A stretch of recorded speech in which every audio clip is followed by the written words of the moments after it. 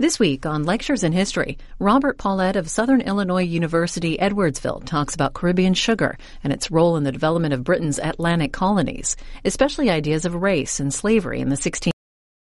He focuses on the island of Barbados and argues that the rise of race-based slavery was driven by the desire for economic profits.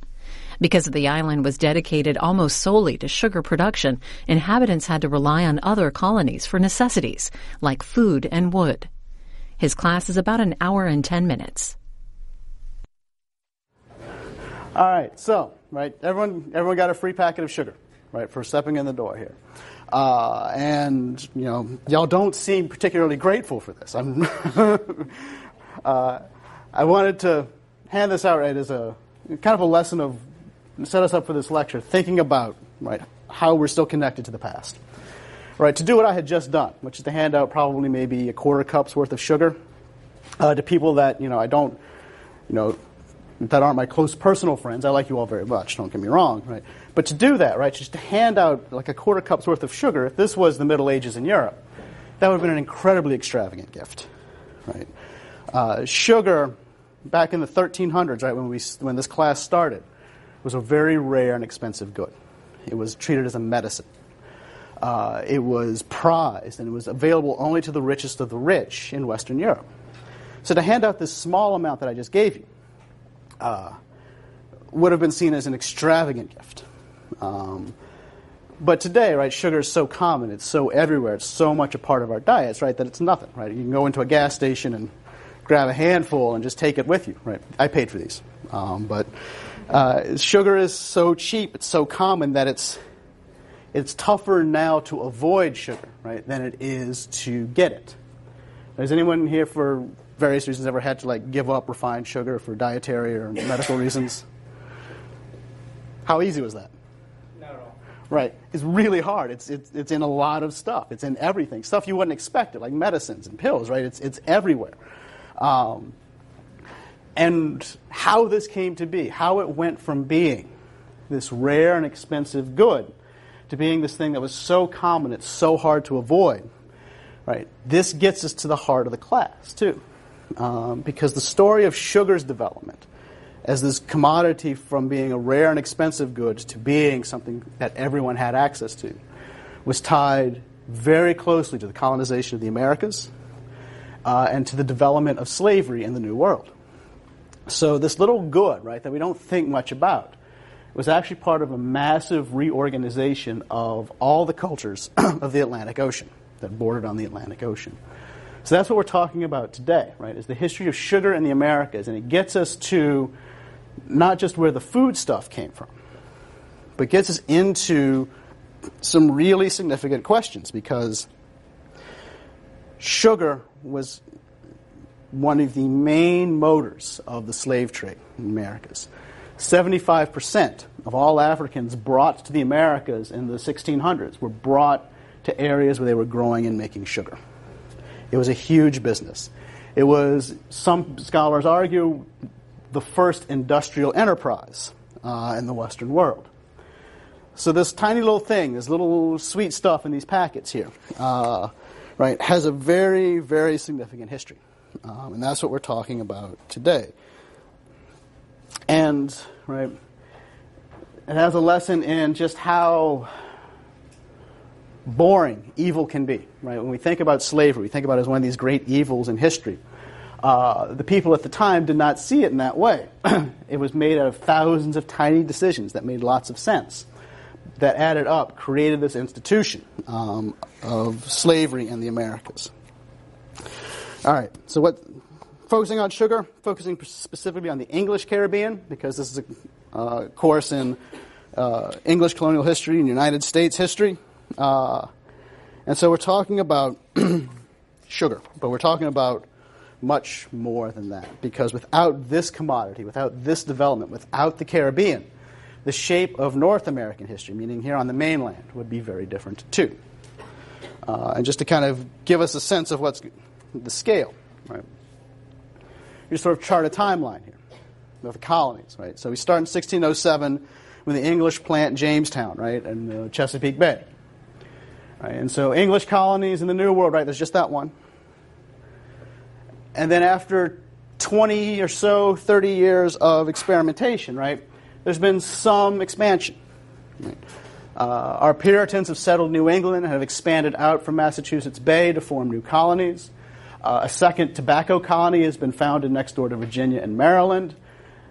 And the English seeking, right, colonial ventures, seeking opportunities for investment in colonial wealth, the things we've talked about in this class, right, they've tried other experiments, focusing particularly on uninhabited small islands in the Caribbean. So you have a few colonies being formed on these small volcanic places, these small volcanic islands, mostly in the Lesser Antilles, on the eastern edge of the Caribbean Sea.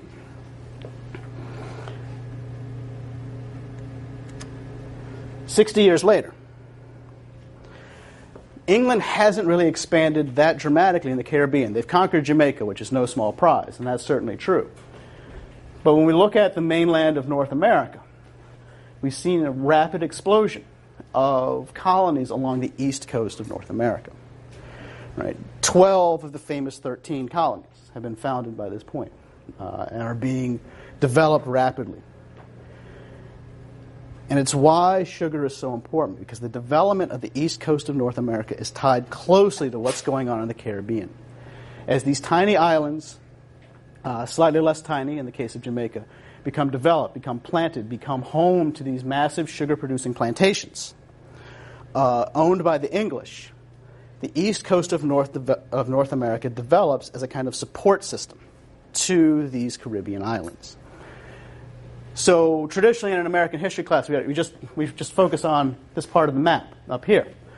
But by doing that, we lose some very important information about what's happening down here that's pushing the history in those places. Right? So again, sugar seems trivial today. It seems unimportant. It doesn't seem like much of a big deal. But the history of sugar, particularly English sugar, right, it's tied closely to everything we do today.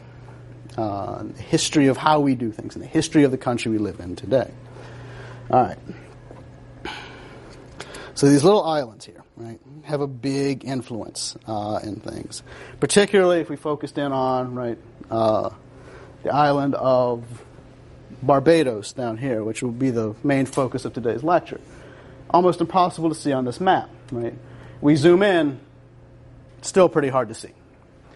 We zoom in further, right, and we've got this little cluster of greenish pixels here in the middle of this digital map, right? That's the island of Barbados. Tough to spot, right, from a satellite view. Not terribly large, right? The island of Barbados, about 170 square miles. That's less than 1/4 the size of Madison County, Illinois, where we are right now.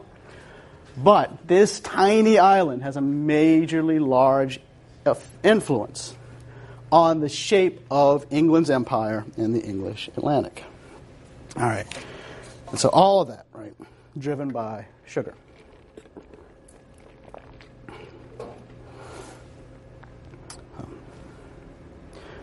Questions before we jump in?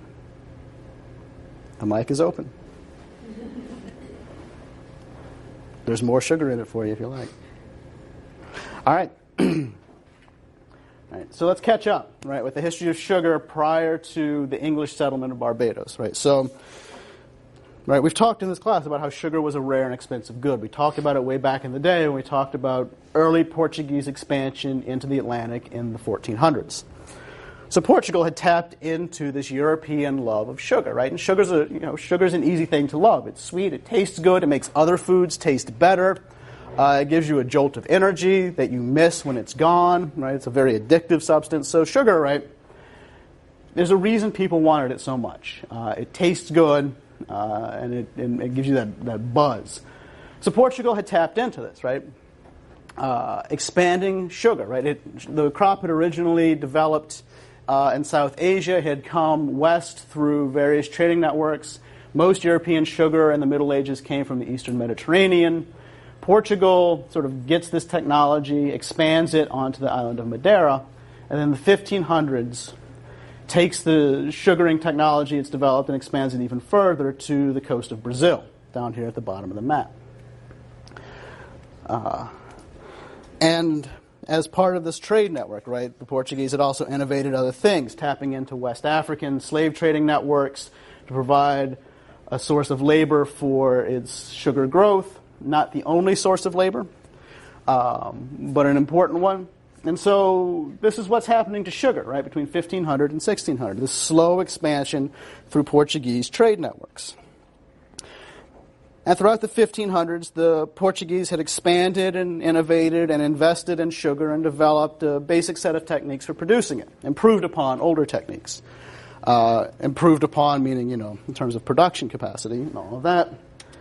And so the system the Portuguese had developed, right? This is a later image, but shows the basic technologies that the Portuguese had developed in the 1500s.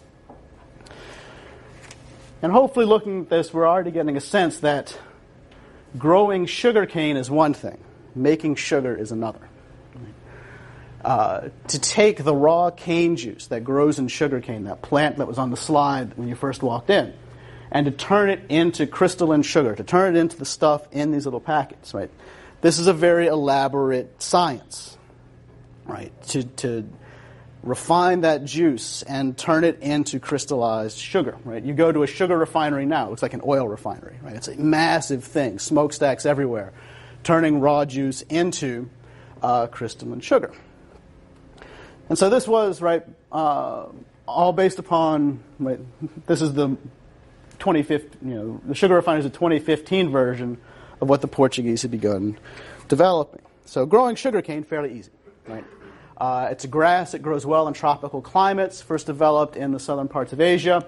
You plant it in the field, and it grows fairly easily on its own, as long as you keep the rats from gnawing on it. But the thing about sugarcane is it has a 14 to 16 month growing cycle. So you can't plant it anywhere that gets frost. Otherwise, the plant won't come to maturity. But anywhere where you don't have any frost, right, tropical climates, it grows very well and grows relatively easily. The trick with sugar, right, is taking the raw juice out of that plant and turning it into something that people want to eat. And this is what the Portuguese innovate, building upon older technologies. Right, so the processing, right, this is what we're seeing here in this engraving. Right. A sign of how important sugar was to Europeans, that they would take time to engrave, right, and show the actual manufacturing of it. Right. They were interested in the technology of it, interested in it as an enterprise. Right. So the process of making sugar, right, and it's shown here on this slide. Right. So right back here we have the sugar cane growing in these nice tall rows back here. It's being cut. The thing about sugarcane is once you cut it, you've got about 2 or 3 hours to harvest the juice. Otherwise, the stalk will dry up, and it's no more good to you. You've grown it for nothing. So once it's cut, you've got to rush it immediately to some sort of crushing mill to squeeze the juice out of it. And this is the big Portuguese innovation here. This vertical roller mill you see here. These 3 cylinders are just big wooden trunks, basically, that are very tightly pushed together. They roll against each other. You feed the stalk of sugarcane into it, right, and the wood crushes out the juice.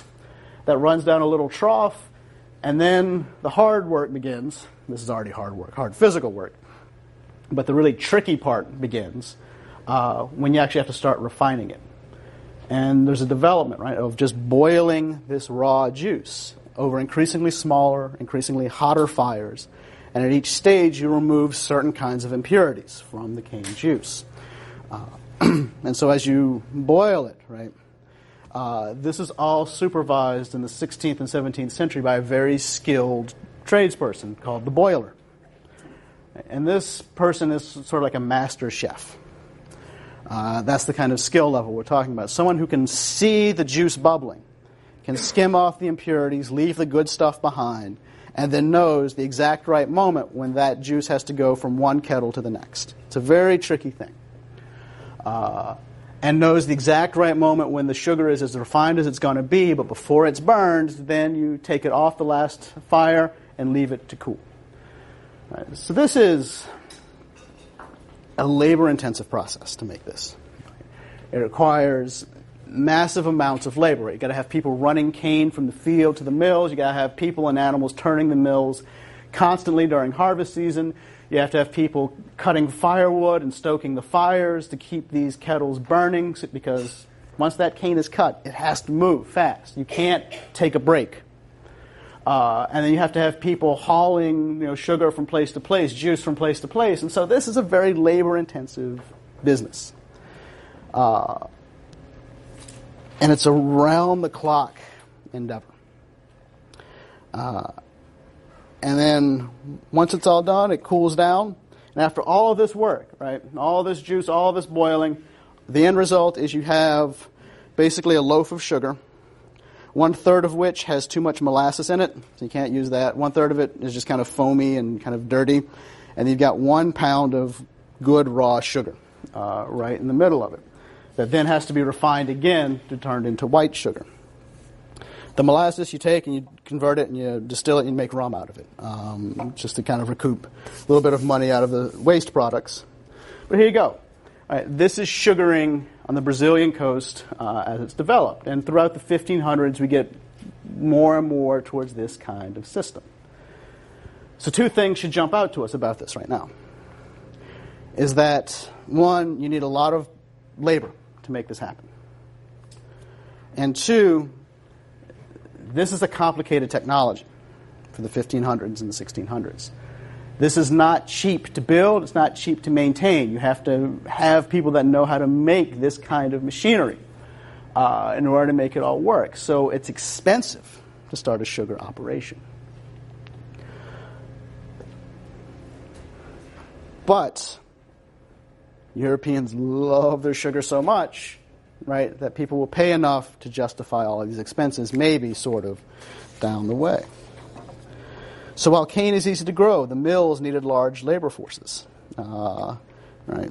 And I don't want to make it sound like the cane is, I don't want to diminish the work of the field laborers, right? This is hot, heavy work, working out in fields, planting and harvesting cane. So I guess it's simple but not easy. Maybe that's a better way of putting it. But you need boilers and distillers. You need people to build and maintain mills. You need carpenters and masons. And so it's expensive, right? To create a sugar plantation is really pricey. You need a lot of land. You need a lot of labor. You need a lot of know-how. You need a lot of materials. You need a lot of skill, right? So there's not a lot of mom-and-pop plantation operations popping up here. And what's developed in Brazil, because it's so expensive to develop a plantation, is you have this kind of mixed sugar economy in Brazil. Right? The Portuguese, individual Portuguese subjects in the 1500s, very few of them ever put together enough money to create a total system. What happens in Brazil is some people have enough money to put together the mills, and they're sort of at the top. They own the mills. Some people have enough money to have some land and labor, so they farm the cane. Other people can't afford the land. They work as tenant farmers. And you have this sort of mixture of rich mill owners, relatively well-off landowners, smaller free farmers, and then you have a mixture of slave labor from Africa, slave labor from Native Americans, and then some kind of contract labor from Native Americans making this all happen. So while many of the elements, right, of the modern plantation system are being developed in Brazil, they're not being put together into a total system yet. You have this mixture of medieval forms, medieval technologies of labor, modern technologies of sugar making, all kind of mixed together. But once you take this basic technology of sugar production and you insert it into a different geography, these small little islands of the Caribbean that the English settle, the dynamics change enough that a different country with a different kind of resource and a different level of investment money takes this stuff that's being slowly developed in Brazil and turns it in a span of a couple of decades into the modern plantation system as we know it. And from that launches a rapid expansion of sugar development. And so now we move from Brazil, right, up to Barbados. Get the English involved here. Because that's where we're heading. All right. So, the pre-sugar history of Barbados is going to sound very familiar because it matches very much the history of Virginia and New England that we've talked about already in class. You have these English companies of investors looking for places to plant colonies, looking for places to find resources, to make money, to recoup their investments, right? So you have small companies put together expeditions to settle in the Caribbean, thinking, right, they might grow something useful or pirate some Spanish stuff or what have you, but looking for something in these parts of the world that England can't get. And so in the 1620s, these various companies settle a number of these small islands. And Barbados, right, is just one amongst these. Barbados was, in the long run, one of the most successful ones. And this has to do with basically Barbados was just kind of stuck out from the edge of everything. It wasn't occupied by anyone, at least at the time the English settled there. No Native Americans lived there, no French or Spanish lived there. It was just volcanic rock covered in rainforest, and the English plant there. Right? Looking for, right, an unoccupied space, they move in. And, you know, there wasn't a whole lot inviting about the colony except the fact that it was in tropical climate. It looked like it would grow stuff, right? You got a rainforest as a sign that the soils are fertile. And so for the first 20 years, Barbados developed slowly. It's a limited success. The company, right, offers head rights. They borrow from the Virginia system, right? All these colonies are learning from each other. They borrow the system of head rights. They offer land to people that will settle in Barbados. English people come. They settle the island. And they slowly carve out small tobacco farms from this rainforest. Tobacco grows well in the West Indies. The kind of tobacco that made Virginia successful was originally grown in the Caribbean. So great, we got a good. Cotton, too. Certain strains of cotton grow well, and so great. And you develop these small farms. But they're not immensely profitable. You know, and a lot of this has to do with what's going on. Virginia's already dominating the tobacco economy by the 1620s. And Virginia's already overproducing tobacco to the point where the price is dropping. Right? Virginia's already starting to glut the market in the 1620s. So there's not a lot of profit in Barbadian tobacco. There's some. Some people do all right. And slowly, right, the settlers of Barbados create these small, okay-seeming farms, right? They import servants to help them farm their fields. They get more head rights. They grow some tobacco. And so we have some modest success in Barbados. Few small farms carved out of the rainforest, slowly growing. And that's the arc that Barbados is on, just looking like a marginal colony for 20 years. And then around 1640, right, all the forces of world history, or at least Atlantic history, combine to create one very small but incredibly significant event, which is that some Dutch ships come to Barbados from Brazil and bring the technology of how to make sugar to the English. Right? Sugar's so valuable, the technology was very closely guarded. And in sort of an early version of corporate espionage, some Dutch folks take the technology and bring it to England. We won't go into detail, right, but this involved world wars for this to happen. It involved wars between England and Holland on one side and Spain and Portugal on the other side. And during these wars, the Dutch basically conquered everything Portugal had built. They took over Portuguese trading posts in West Africa. They took over the sugar plantation districts of Brazil for a couple of decades. And so through all this war, the thing we want to focus on is that the Dutch bring the technology of how to make sugar to the English settlers of Barbados, sometime around 1640. We're not totally clear on the date. We just know it happens somewhere around then. Right? It's one of these significant events that no one really sat down and recorded because it didn't seem like a big deal at the time. But oh, what a big deal it would become. Because the technology alone was not enough to change the island. But bringing that technology to that English space links Barbados in a different way to England's wealth. It links it in a different way to capital networks. It links it in a different way to economics. So Right? I promised last week we wouldn't talk about economics the entire class, but we need to know this, right? Because it's these tiny little mundane economic decisions that transform the island, transform slavery, transform so much of North America.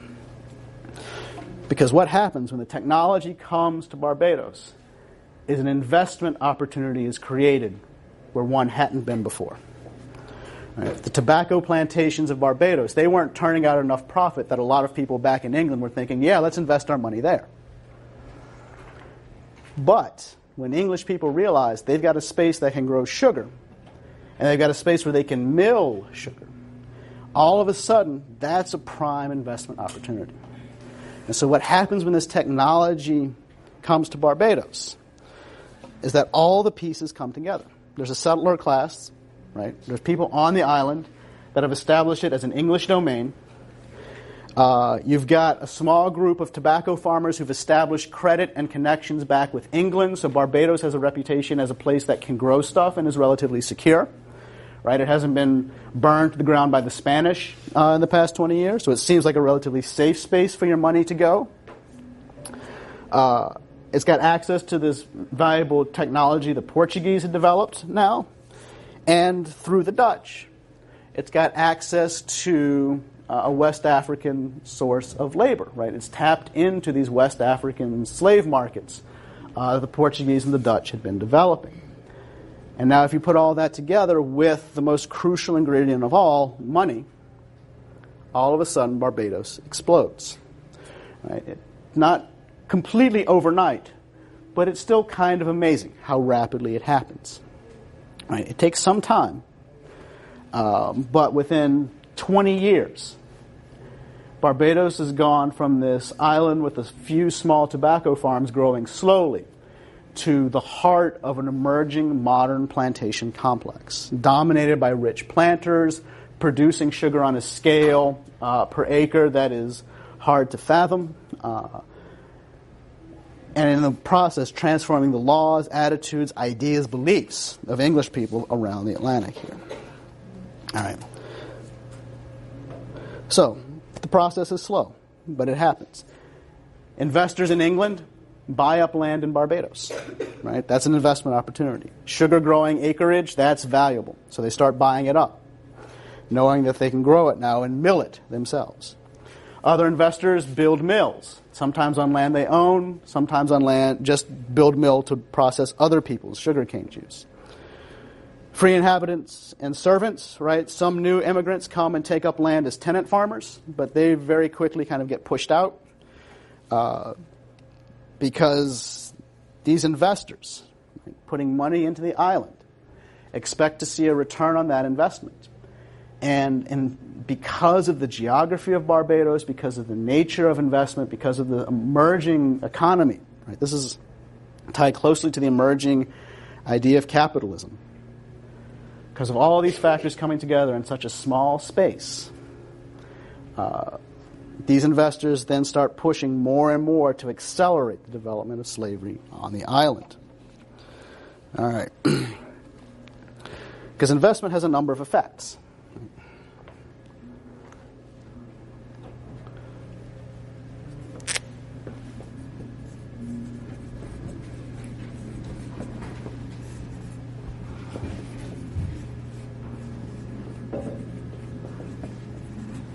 One of the first ones is that land values shoot up, right? People start buying up all the land, and there's not a whole lot of land to begin with. Remember, again, tiny island, right? The values of the property shoot up.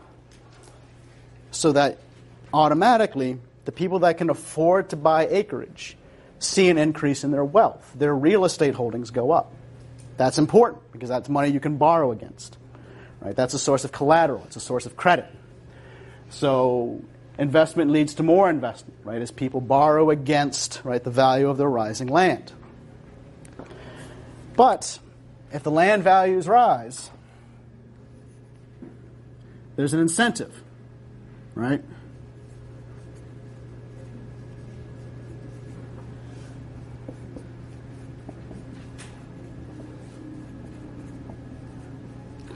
If you've spent all of this money on some acreage in Barbados, You want to make sure you get enough money out of it to cover that investment. So if the land is expensive, you want to get as much out of it as possible. You don't want to waste valuable acreage with trees and wilderness or ducks or whatever might be on that. So, right, get as much possible. Plant as much sugar as possible, the most valuable crop in as many places as you can. So there's an incentive to maximize production because of the nature of the island. But, and this is where the trap of colonialism begins,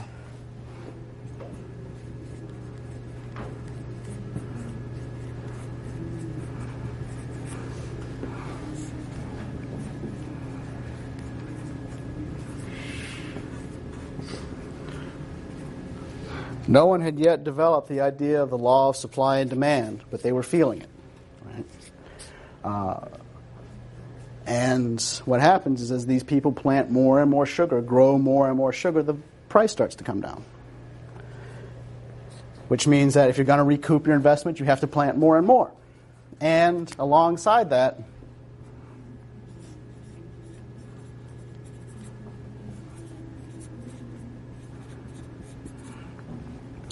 there's an effort to cut costs wherever you can, and this includes labor. So the incentives very quickly build in Barbados to turning from a system of farming that is based mostly upon servant labor to slave labor. Because the incentives build so quickly because it's such a small island. The value of land goes up so much, the costs are so big. Right, so what's so scary about slavery, and the thing about the institution that should terrify us, right, is how it made so much economic sense to people in the 1600s. That's the kind of terrifying thing, is that slavery wasn't just an act of evil done by people for totally irrational reasons. It made a certain kind of sense. And that's the kind of dangerous thing about it. Especially when we take into account the fact that 17th century Englishmen were comfortable with the idea of slavery. And they didn't have a very well-developed sense of human rights, as we've seen in Ireland, as we've seen in North America, at Jamestown. There's not a whole big belief, right, in human equality going on in 17th century England. So slavery, and English people were used to a world in which slavery was normal, in which there were various kinds of captivity and unfreedom going around in Western Europe. So you put all of that together, the economic incentives, the cultural beliefs of England, you very quickly lead to thinking like this up here on the screen. Right? And so this is just a very short letter. This is almost the entirety of the letter from this fellow George Downing, who's an English person in Barbados, to a fellow John Winthrop, who was an English person in Massachusetts. If you go to Barbados, you shall see a flourishing island, many able men. I believe they have bought this year no less than 1,000 Negroes, and the more they buy, the better able they are to buy.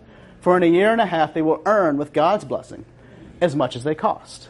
A man that will settle there must look to procure servants, which, if you could get out of England for 6, 8, or 9 years' time, only paying their passages, or at the most but some small above, it would do very well. So it's good to get servants, because so thereby you shall be able to do something upon a plantation, and in a short time be able, with good husbandry, to procure Negroes, the life of this place, out of the increase of your own plantation. All right, so a lot of words here, but what's important about this quote, right, is that the English are already thinking about Africans, right, not as just laborers who get something out of a plantation. They're thinking of them as an investment. They're thinking about them in terms of cost and increase. They are taking human lives and turning them into commodity value. Right? This is the scary thing about slavery, is that it's so much a part of this economic thinking that's developed colonies, that's developed settlement, that's developed the modern English economy as of the 1600s. Because this is what's happening here, right? When you take folks who already don't, they believe that certain groups of people are barbarians and are eligible to be enslaved, you take that belief, right, that already exists, and then you add this economic motive to it.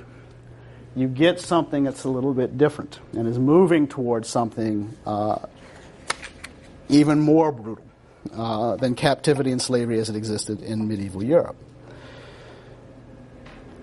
We're getting into a dark place here, but that's history sometimes. History's full of these kind of dark places. What Barbadian planters are doing, as this quote reveals, is they're thinking about the lives of these Africans in particular in terms of how much sugar they'll produce and how quickly they'll produce it. And the economics of the time, the late 1600s, after this quote develops, right? Barbadian planters started thinking in terms that a single enslaved laborer would produce enough to pay their purchase within a couple of years.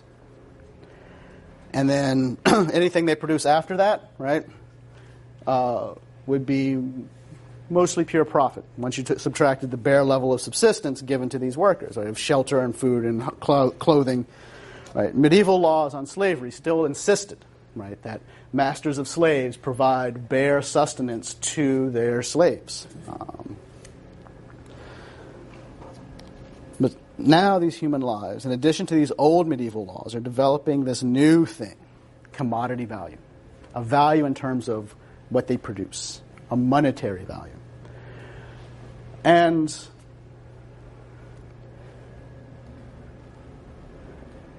this also means that slave labor, unlike servants, right? Servants you pay for the term of work. A slave who is kept in bondage forever can always be sold again. And this is part of the investment idea of them. One of the creepy things, right, that a person who is a slave can be sold to another planter and you can recoup their price at some other point. So as we can see, right, they will earn as much as they cost. Increase your own plantation. So this idea that human bodies now are something that can be invested in for their value. That's something that's being cooked up here.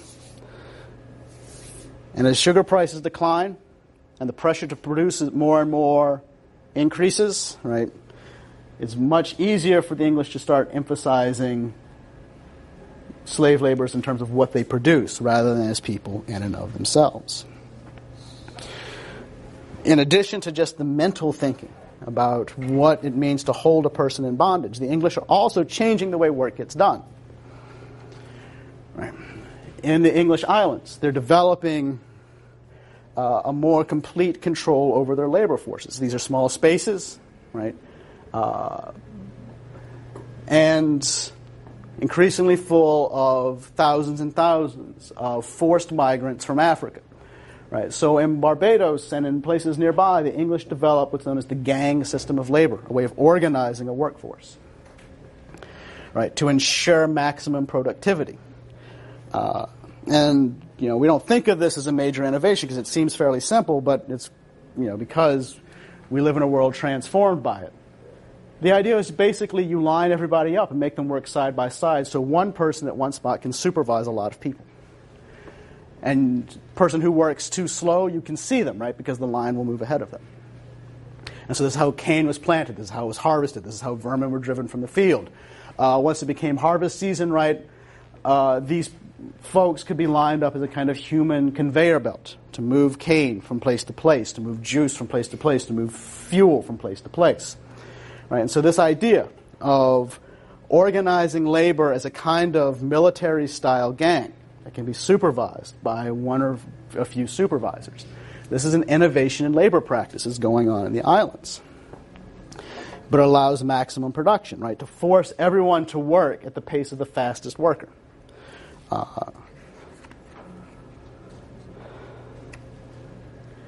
So you put all of this together, right? This incentive to maximize production in a small space, the economic incentives of slavery and sugar production, this colonial trap of always producing a good, but the more you produce of it, the less it's worth. So you have to produce even more next year. Get caught in this cycle. This adds up to creating a very unique society in Barbados.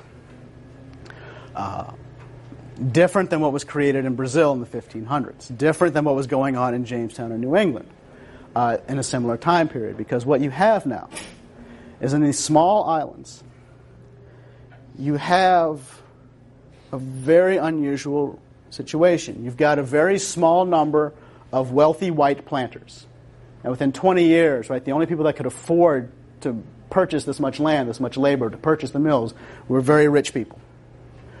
So there's, again, no mom-and-pop shops operating here. A very small class of wealthy white planters, some of whom got so rich they moved back to England and they're managing their plantations from a distance. But a very small population of English subjects, free English subjects that own the land, that own the mills, that own most everything. A slightly larger, but not significantly larger class of employees, clerks and bookkeepers and merchants and field supervisors and mill supervisors. And then the vast majority of people in places like Barbados or Antigua, another English sugar island, you've got tens of thousands of enslaved Africans held in bondage on these various plantations.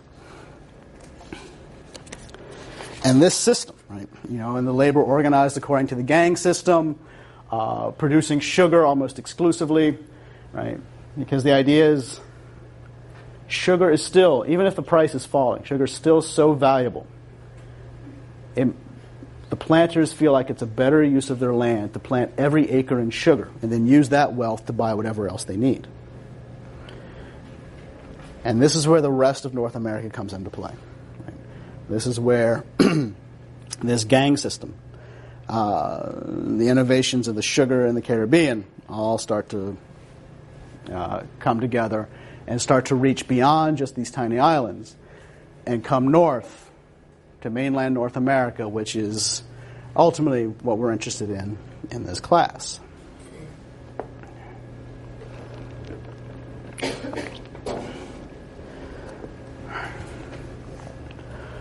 So, I have to back up just a second. Before we move to mainland North America, it is important to think about, right, how people survived the system. Think about the human beings involved, right? This is a dehumanizing system, and one thing historians have had to work to recover, right, is the humanity of the enslaved, because these were real lives, and we don't want to let the system that dehumanizes them win, so we want to recover those lives. And so how did people deal with these conditions, right? Tens of thousands of people that so radically outnumbered the people that held them in bondage, you would expect to see massive rebellions, and they didn't happen in the 1600s. You'd expect to see lots of escape, but that's very difficult in an island, right? And the rebellions are very hard, right? Because even though there's tens of thousands of slaves, right, they are very closely interspersed with heavily armed overseers, planter classes. And while, bear in mind, right, there are also family networks and community networks here. So while you yourself might be willing to risk your own life in a rebellion, would you be willing to risk the life of your children? So that's a real thing that people had to think about. So how people survived it mostly, right, was something historians have focused on called everyday resistance, right? One of the most profound and powerful things that develops in these slave societies is just the ways in which the enslaved asserted their humanity, right? It became one of the most radical forms. It's just in a system that dehumanizes them to assert that they are, in fact, people. And so very small things have very profound meaning. Not big rebellions, not massive escapes, not fleeing to freedom, but small things. Maintaining some sense of yourself, right, in the system. Holding on to African languages, African religious beliefs becomes enormously important, enormously powerful in this context. Playing with the rhythm of work, slowing down work, sabotaging equipment, playing with how fast you're being forced to work, asserting the fact that you're a human being with human limits, testing that boundary is always risky, right? There's a lot of violence that backs up this system, so it's always risky. But just to do that is important. And then in the islands, very particularly important, right, is something that scholars refer to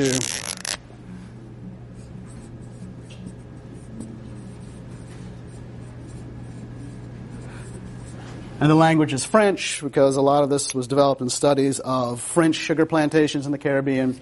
something known as petit marronage, running away a little bit. This was a simple act, right? We can kind of see, right, on the screen here, these are volcanic islands. There's a lot of mountains, there's a lot of caves, even though they're very small.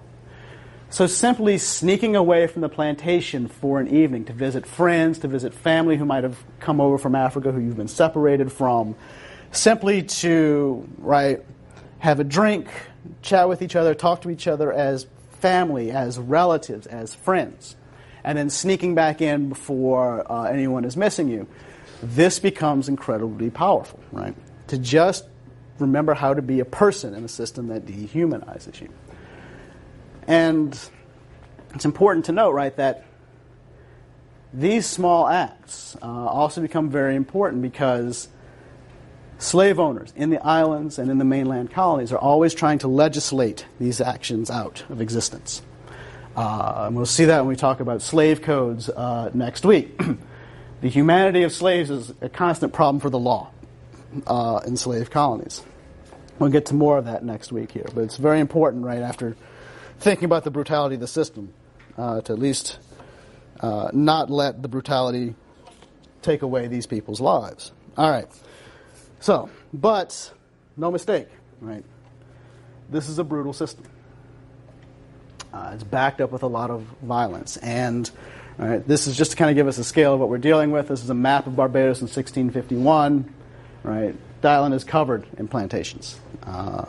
Images of violence, images of chasing down slaves that are running away, all of that interspersed on the map's margins. So this system of slavery is being developed very quickly here. And when we think about the relationship between these islands and mainland North America,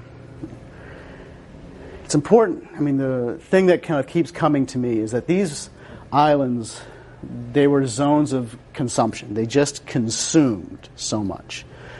They consumed people, first and foremost. Right? Sugar was a dangerous, dangerous business. Right? This is one of the first industrial sites. It's dangerous business. Long hours working in very hot conditions when you're out in the fields. The milling process in particular was brutal. Right? This is heavy equipment being moved here. Fingers, arms were lost in the mills. People were overcome by the heat of the boiling houses. The sugar boiling itself, right? By the time we're getting into those kettles, right, we're talking about boiling liquid sugar. Anyone here make candy at home? No? You do? You ever get like your boiling sugar, right? Get it on your skin? What happens? It burns and it sticks to you. Yeah. Right. So, brutal injuries at every step of the process. So, thousands and thousands and thousands of people brought each year, right, to keep this thing running. So again, just to kind of give us a sense of the scale here.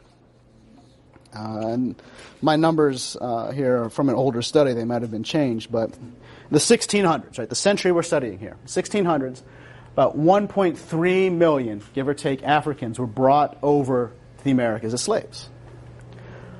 Of that number, of that 1.3 million, 75% went to sugar plantations, or at least zones that had sugar plantations, so either Brazil or the West Indies. Barbados alone, right, this tiny little island right here, between 1640, when sugar comes, and 1700, right, 10%, right, 130 plus thousand of those Africans were brought just to this one island of Barbados. So it consumes a lot of people, but that's also a lot of people who aren't growing their own food. And this is where North America comes into play. The east coast of North America, by and large, at least large chunks of it, develop as kind of a support system for these Caribbean islands.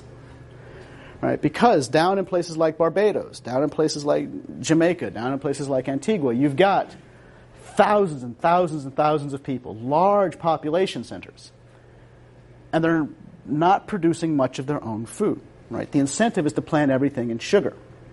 And sugar is too valuable, right, to just eat yourself. And you can't just eat sugar yourself. Despite what you might have thought when you were 3, right, you can't just eat sugar. You got to have something else. right? So to support these populations, to keep the sugar machines running, to keep the enslaved populations alive and working, right? It creates all of these other investment opportunities, all these other business ventures in other parts of the world for those that can provide support services for the sugar islands. Because these islands, right, they need things. They need food for the people that live there. They need fuel, These are clear-cut islands, and it takes a lot of fuel to keep the kettles boiling, to keep the fires burning. The folks living there, they need meat, they need protein, they need just basic nutrition to live. And so sugar is still valuable enough that it's, in many ways, a more efficient decision for the planters to produce nothing but sugar and then use some of that value to purchase food from nearby. And here's where mainland North America comes into play. You look in any history textbook in the United States history, if you look on the chapters dealing with the second half of the 1600s, you see lots of stuff happening in all these colonies at once. And a lot of that, is being pushed by what's happening in the Caribbean. This colonial system, it's kind of like billiard balls. One thing moves in one spot and it affects the others, They're all tied together. So just to kind of give us a sense here, to keep, these tiny islands running. One of the things, they need is you need boats, you need ships, but you also need fish, Fish are an easy source of protein and relatively cheap to get because they don't have to be raised, they just have to be caught. So in the second half of the 1600s, New England, which has lots of great forests for shipbuilding and easy access to great fishing grounds, our New England colonies start to develop a shipping and fishing industry. And most of their early business is spent running up and down the coast down to the Caribbean islands and back. So our maritime New England coast, a huge boost to that business is the fact that you have this massive market of islands looking to consume fish and in need of boats to carry goods back and forth. Folks down here, they need cereal, they need grain, they need basic food. And so colonies that can produce things like oats and barley and wheat, there's a ready market for their produce, thousands and thousands of people that need to eat. And so places like Pennsylvania and New Jersey, both founded in the 1670s, 1680s, A huge part of those farmers' early markets is shipping goods down to the Caribbean. South Carolina. South Carolina develops pretty much entirely as a support colony for Barbados, Other things the islands need, They need food, they need protein, they need timber, they need fuel. And South Carolina, being relatively close, to Barbados, becomes a key stop. And so South Carolina develops pretty much entirely as a subsidiary of the island of Barbados, producing goods that are needed on the island. The early industries of South Carolina. Raising cattle, mostly to send livestock to power the mills, and fresh-ish meat, to feed the folks on the island. Timber, just cutting down wood to send fuel for fires, and lumber to construct mills, coming from the big pine forests of the southeast. And then there's also the fact that the islands need people. The second half of the 1600s, it's no accident, you see the rise of a trade in Indian slaves, Native American slaves, being run to the islands. Pretty much every colony in North America engages in it to some extent. South Carolina on a larger scale than most, but New England colonies, the settlers of New England, they sell Native Americans into slavery in the Caribbean. Virginians sell Native Americans into slavery in the Caribbean. South Carolina, on a massive scale, tens of thousands of Native Americans are sent down to the islands. And even for a colony that wasn't directly involved in supporting the islands, the older colony of Virginia, which still had its tobacco plantations, Virginia still becomes closely tied to this, right? Because Virginia is another colony, right, that has this colonial product, tobacco, that the price keeps falling on. Virginia planters are constantly looking for ways to maximize their profits on these tobacco lands. So Virginia planters start coordinating with Barbados planters. Virginia imports the gang system. It imports the plantation model. New investors from England come to Virginia in the late 1600s after the sugar boom to recreate in Virginia what the Barbadians had already created. And they start trading back and forth what the laws of slavery should be. There's a very close correspondence between these two colonies. And so all of these big developments, and we're going to talk about these in more detail over the next week or two, all of them are fueled by the presence of these large tobacco plantations down in the Caribbean. So I think this is a good stopping point for today. But we've got time. I've left some time here for some questions. So hopefully, you've got a few. I've had to move kind of quickly through a lot of material. So chance to kind of process, relax, right? Questions you might have.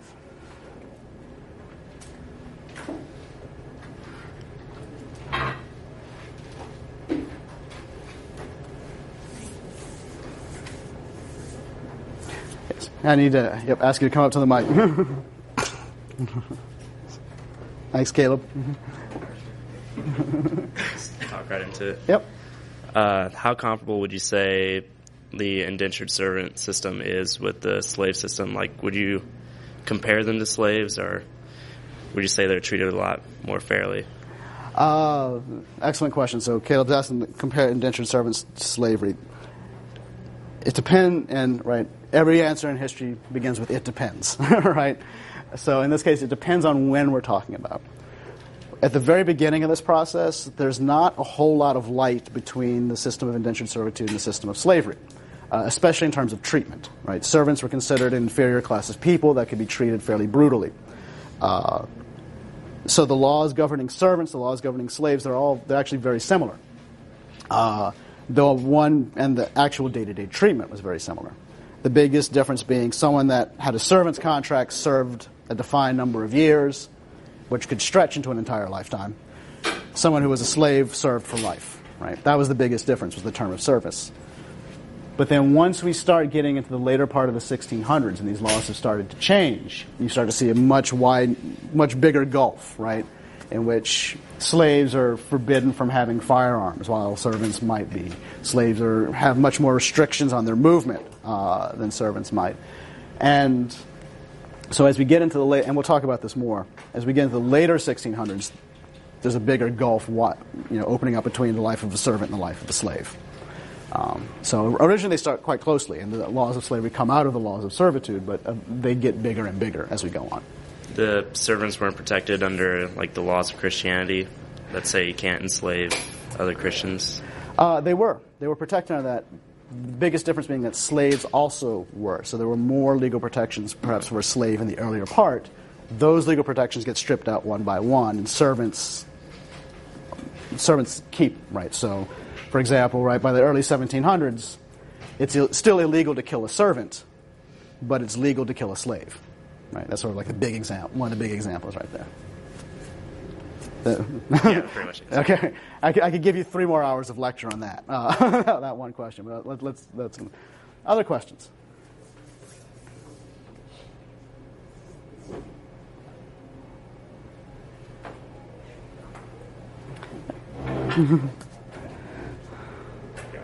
That's right. Take your sugar.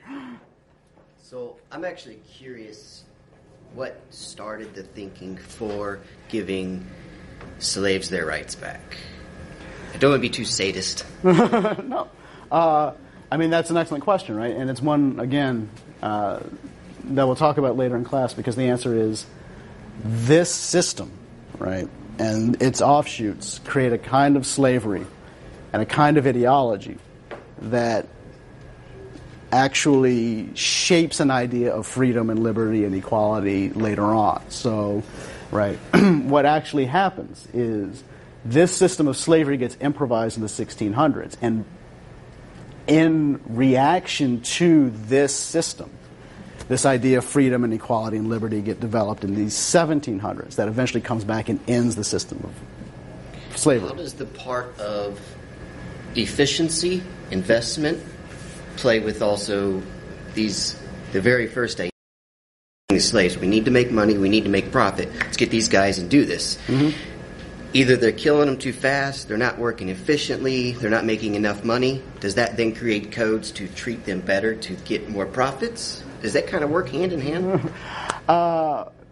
You'd like to think, right? But again, when we're getting into the laws of treatment, thinking they get into questions of race and difference, sort of perfect reason and rationality kind of also gets thrown out the window, too. We get into some places that don't necessarily make economic sense, but make a certain kind of other logical sense based upon the ideologies. But yeah, so, right, if we're talking like just brutal calculation of, a plantation, treatment is tied to at what point a person starts producing profit for you, right? So in a system like this, in which a person is paying for the cost of their enslavement in just a few years, right, the treatment is pegged to keeping that person alive just a little bit past a few years, and then purchasing another human to pay for Which it. I can see laws being put in there to help. Yeah. But yeah, I mean, it's... I got one more thing. Yeah. Was it more the whites who thought we should give the slaves their rights, or was it more the slaves themselves that pushed the whites to think about it? Well, again, history, right? It's not us. We weren't there. Them, right? Was it the slaves or the slave owners? It was very much the enslaved themselves, right? That push the laws that get overturned. The first and most sustained cries for the abolition of slavery come out of African American communities, particularly free African American communities in the late 1700s. But the movement only gains steam and success, right, when the people who actually have political power, small subsets of European descendants, not necessarily slave owners. The slave owners very rarely are saying we should get rid of slavery. It's other people for reasons.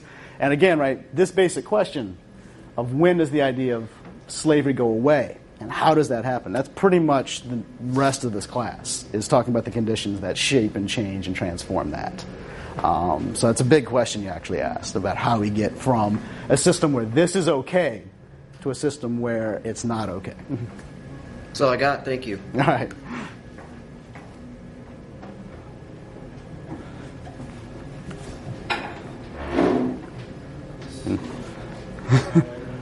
You sneak this way.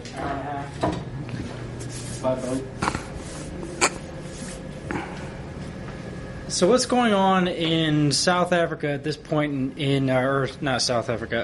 South America at this point in history, to where we're taking North America, which is further away from Barbados, using it as a food-producing opportunity, where South America is right there.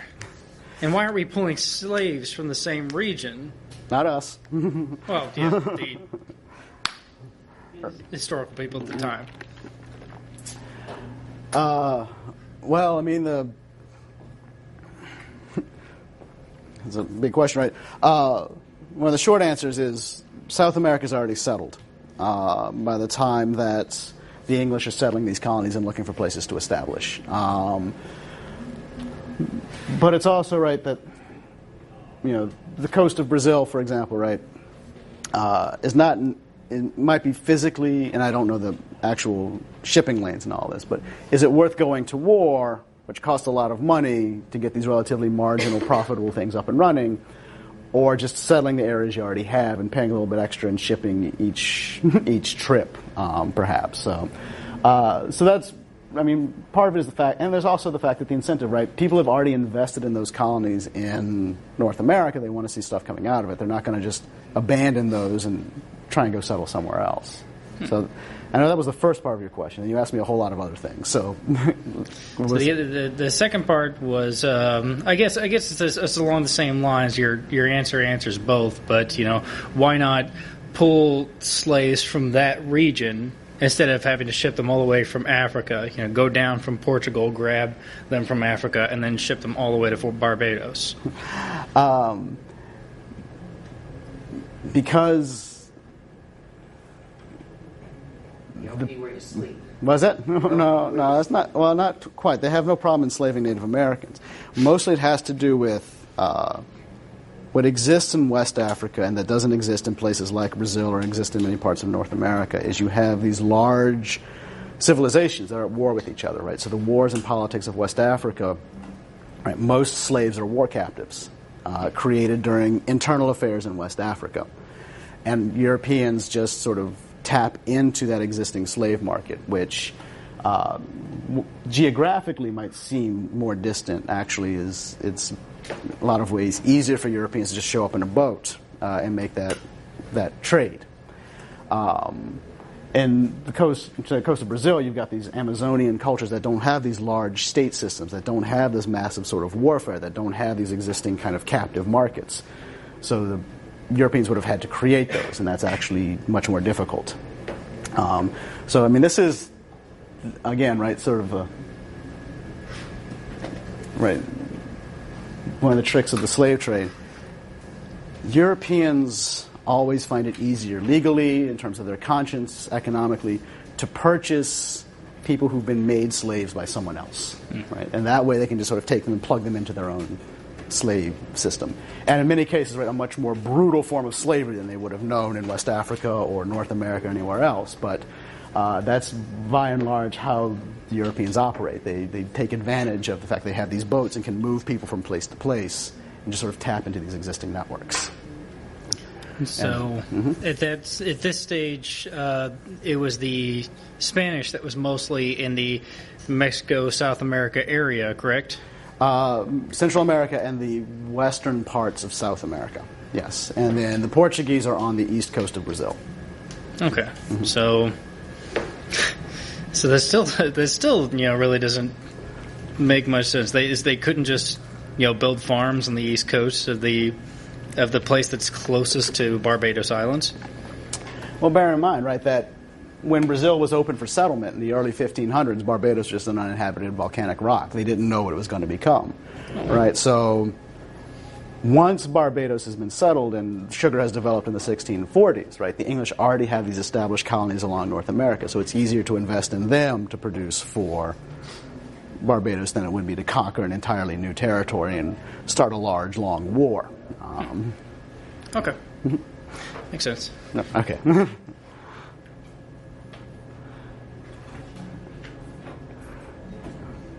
Yeah, conquest and occupation are always expensive, right? There are, like as I said, few universal laws in history, but that's one, right? To pay people to occupy and conquer. All right. Other questions?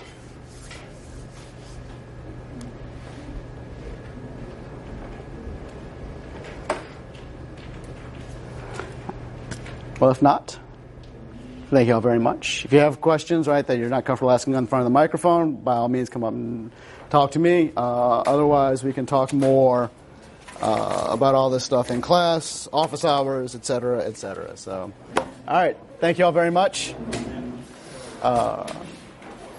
And see you all on Thursday.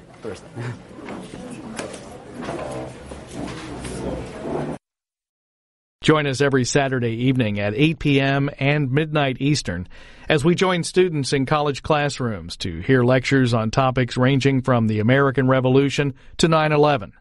Lectures in history are also available as podcasts.